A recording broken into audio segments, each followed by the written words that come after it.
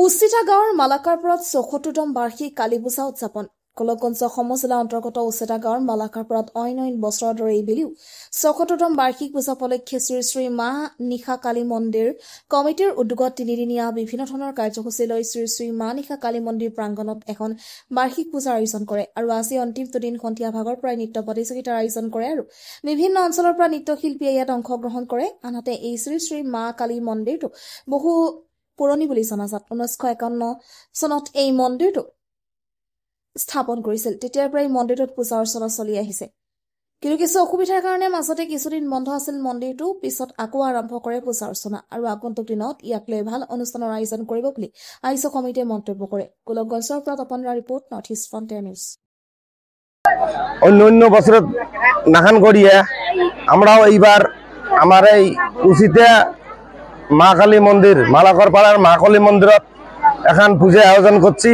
এই পূজাখান সম্ভবত মানে স্বাধীনতার পর থাকিয়ে এই পূজাখান চলি আছে বা আগত থেকেও চলির পায়, কিন্তু মধ্যতে অল্প মানে জঙ্গলত পড়ে গেছে। এগুলো আমরা মোটামুটি 94 থাকিয়ে রেগুলার মানে প্রত্যেক মানে বছরে বছরে আমরা এই পূজাখান ছোট্ট করে হলেও খুব জাকজমক করিয়া শান্তিপূর্ণভাবে করি আছি। এইবারও আমরা ওই অন্য বছরের নাম করে এইবারও করি আছি। গতিকে আমার এটাই কোনো মানে ভেদাভেদ নাই। আমার এটাই সগায় শোক জাতিগুলো অংশগ্রহণ করে, ক্ষুদ্র হলেও একটা মানে সহযোগিতা করে।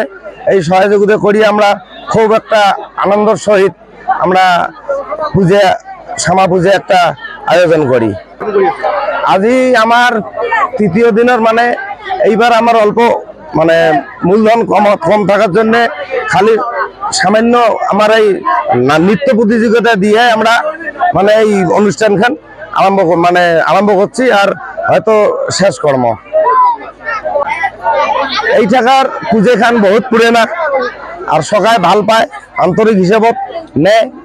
ক্ষুদ্র জায়গা হলেও ক্ষুদ্র বলিয়ে মানে সবাই মিলি খুব মানে শ্রদ্ধা মানে সহকারে এই জায়গাখানত আমার এটা আসে সবাই মিলি। জায়গাখানের নাম উচিতে মালাকরপাড়া বলিয়ে আমার একটা চিনাক্তকরণ হয়েছে।